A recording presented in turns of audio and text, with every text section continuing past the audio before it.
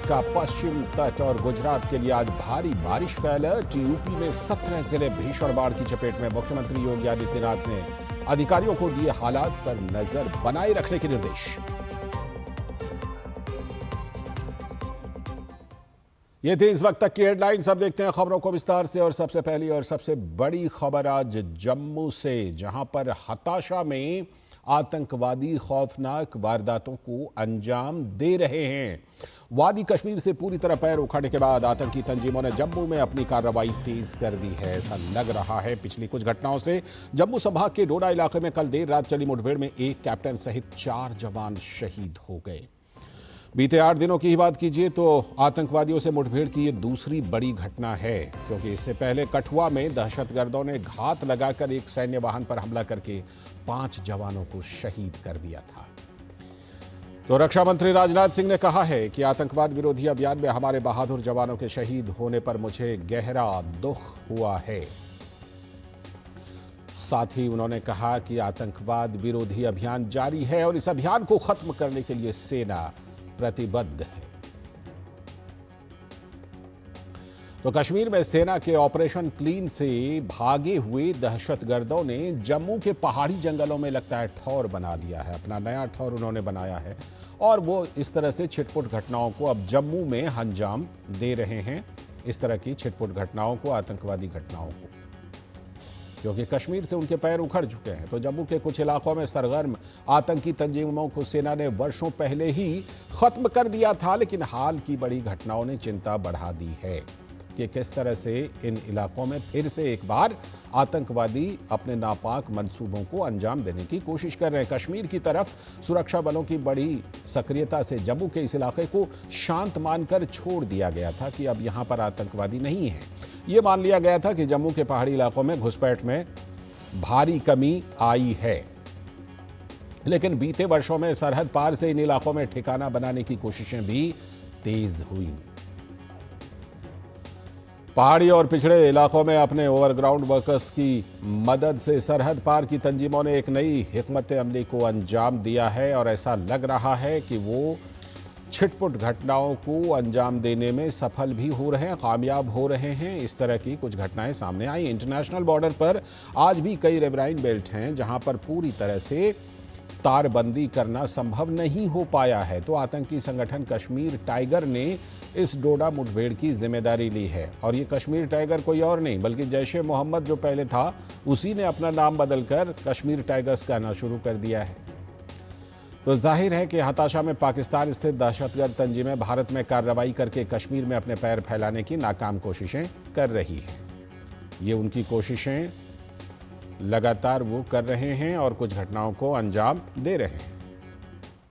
तो रक्षा मंत्री राजनाथ सिंह ने डोडा मुठभेड़ में जवानों की शहादत पर शोक जताया है। उन्होंने अपने सोशल मीडिया प्लेटफॉर्म एक्स पर पोस्ट करके कहा, डोडा में एक आतंकवाद विरोधी अभियान में हमारे बहादुर और साहसी भारतीय सेना के जवानों की मौत से गहरा दुख हुआ। मेरी संवेदनाएं शोक संतप्त परिवारों के साथ हैं। राष्ट्र हमारे उन सैनिकों के परिवारों के साथ मजबूती से खड़ा है जिन्होंने कर्तव्य का पालन करते हुए अपने जीवन का बलिदान दिया है। आतंकवाद विरोधी अभियान जारी हैं और हमारे सैनिक आतंकवाद के संकट को खत्म करने और क्षेत्र में शांति और व्यवस्था बहाल करने के लिए प्रतिबद्ध हैं।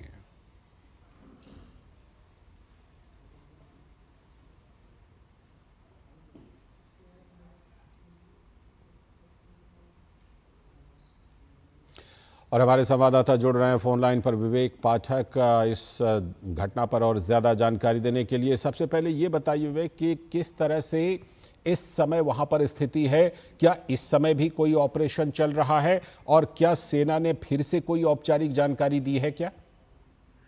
जी, इस टाइम बड़े ही जोरों शोरों से एक सर्च ऑपरेशन जो है डोडा के ऊपरी जो इलाके हैं वहां पे चल रहा है। इसमें से देसा फॉरेस्ट जो है एक जंगली इलाका है, बहुत ही बड़े एरिया में फैला हुआ है। वहां पे बहुत ही जोरों शोरों से एक सर्च ऑपरेशन चल रहा है।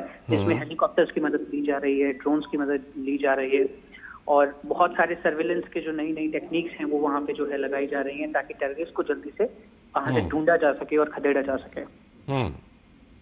जिस तरह से जो कश्मीर टाइगर्स ने इसकी जिम्मेदारी ली है विवेक जी, ये बताइए कि इस पर क्या ये पुष्टि हो रही है कि जैश ए मोहम्मद, जिसे हम पहले कहते थे, जैश ए मोहम्मद जिनका नाम था, वो पाकिस्तान की मदद से इस तरह की छोटी छोटी घटनाओं को अब जम्मू के इन इलाकों में अंजाम दे रहे हैं? देखिए, जहां तक कश्मीर टाइगर्स की बात है, जिन्होंने इस चीज का रिस्पॉन्सिबिलिटी ली है, ये लोग अपना एक सोशल मीडिया के थ्रू ऑपरेट करते हैं और वहां से इन चीजों की जिम्मेदारी लेते हैं। तो जहां तक सोशल मीडिया की बात है, वहां की अगर हम देखें तो वहां तो इस ग्रुप ने जो है एक जिम्मेदारी ली है। लेकिन अगर हम ऑफिशियली बात करें तो ऑफिशियली अभी भी एक प्रेस कॉन्फ्रेंस होना इस पूरे मुद्दे के ऊपर बाकी है। डीजीपी या एडीजीपी जो है जल्दी ही शायद एक प्रेस कॉन्फ्रेंस करें और एग्जैक्ट जो डिटेल्स हैं कि किस ग्रुप ने जो है ये अटैक सारे के सारे प्लान किए, जल्दी से ही देंगे। और जहां तक बात रही जम्मू के कुछ पर्टिकुलर जिलों को जो है टारगेट करने की, तो पहले हमेशा सुनने में आता था कि कश्मीर के कुछ जिले हैं, जैसे पुलवामा हो गया, शोपियां हो गया, उन जगहों में अक्सर सुनने में आता था कि आतंकवादी हमले हो रहे हैं। और बहुत ऐसे जिले हैं जम्मू में जो कि एकदम पीसफुल और शांतिपूर्वक माने गए थे पिछले 15 से 20 सालों में। जैसे अगर डोडा की ही बात करें तो डोडा को 2007 के करीब जो है टेररिज्म फ्री जो है वो अनाउंस कर दिया गया था। तो 15 से 16 साल तक यहाँ पे कोई ऐसा मेजर टेररिस्ट अटैक नहीं देखा गया। लेकिन पिछले एक महीने के अंदर यहाँ पे 3 बड़ी वारदात हुई हैं। सबसे पहले छत्तरगला एक जगह है, वहां पे वारदात हुई।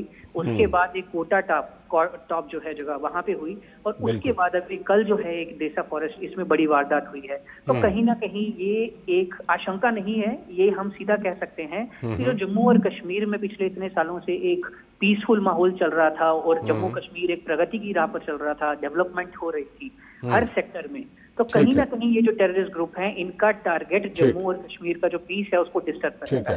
ठीक है, बहुत बहुत शुक्रिया। आपसे आगे भी हम अपडेट लेते रहेंगे इस खबर पर। और इसी खबर पर अब हमारे साथ स्टूडियो में जुड़ रहे हैं हमारे सलाहकार संपादक विनोद मिश्र जी जुड़ चुके हैं हमारे साथ। विनोद जी, जिस तरह से ये घटनाएं हो रही हैं, इन घटनाओं को लेकर के हम देख रहे हैं कि ऐसा लग रहा है कि जैसे पिछले कुछ दिनों में ये घटनाएं एकाएक बढ़ गई हों। क्या वजह हो सकती है इसकी? जिस तरह से कि जम्मू कश्मीर में इस बार लोकसभा चुनाव में लोगों ने बम्पर वोटिंग की, रिकॉर्ड वोटिंग की, 35 साल का रिकॉर्ड तोड़ दिया, ऐसे में ये लग रहा है कि अब कहीं ना कहीं हताशा में इस तरह की चीज़ों को वो अंजाम दे रहे हैं। लाल जी, अभी जो विवेक बता रहे थे बिल्कुल सही बता रहे थे कि ये सारे इलाके में आप ये देखें कि एक ट्रेन है पूरा, जो पीर पंचाल के रेंज का जो ट्रेन है, उसमें आप डोडा को देखें, रजौरी को देखें, कठुआ का देखें, वो सारे पहाड़ी इलाके हैं। टॉप पहाड़ का वो इलाका सारा है, जिस इलाके को आज से 20 साल पहले ही एक तरह से आप कह सकते हैं कि उसको एक क्लीन आउट किया गया था और कहा गया था कि इसमें कोई अब मिलिटेंट का कोई कार्रवाई नहीं है जी। डोडा और इन सारे जिलों में जो कभी हिजबुल मुजाहिदीन का वो सबसे बड़ा इलाका होता था, उन इलाकों को भी आतंकवाद फ्री का एक तरह से उसको दिया गया था कि ये अब इसमें कोई आतंकी कार्रवाई या कोई ओवरग्राउंड वर्कर की कोई प्रेजेंस नहीं है। लेकिन इतने सालों के बाद अगर ये अचानक इन इलाकों में, अब जो जिन इलाकों से आप ये देखें कि सिक्योरिटी फोर्सेज की जो डिप्लॉयमेंट थी, वो भी डिप्लॉयमेंट हटा ली गई थी। बिल्कुल। ये कठुआ का जो आप ये हादसा हुआ है, वो आप देखिए कि बहुत दिन के बाद ऐसा लगने लगा था कि इन खाली पहाड़ों और जंगलों के बीच में अब मिलिटेंट धीरे धीरे एक्टिव हो रहे हैं। तब वहां जाके एक मिलिट्री बेस को बनाने की कोशिश की गई थी और उसमें अभी 10 दिन पहले एक बेस में बनाने की अभी तैयारी ही चल रही थी कि वो एक अटैक वहां के आर्मी के एक जो काफिला था, उसमें एक कॉन्वॉय थी, उसमें एक अटैक कहीं से उसका हुआ और उसमें 5 जवान मारे गए थे। ये घटना जो है वो आप एक इस तरह से ये देखिए कि ये साफ साफ बता रहा है कि पाकिस्तान के तरफ से अभी इस दौर में जो मिलिटेंट भेजे जा रहे हैं, जो आतंकी हैं, वो बहुत ही आप कह सकते हैं कि एकदम ट्रेंड एक दौर है, मिलिटेंट है। जो आतंकी उसका में हो सकता है कि वो एक रिटायर्ड फौजी हो पाकिस्तान के, या वो इस तरह के बनाए हुए एक बना के ग्रुप का जो पूरे पाकिस्तान से लेके आप उनमें देखिए कि पूरे बॉर्डर इलाके में सारे के सारे पाकिस्तान कमांडर और जितने भी एक तरह से लश्कर तैयबा के हों, जैसे मोहम्मद के, वो मारे गए थे। आज आपको पाकिस्तान का कोई भी लश्कर का, जैश का कोई कमांडर आपको कश्मीर में नहीं सुनाई पड़ेगा कि ये कमांडर यहाँ एक्टिव है।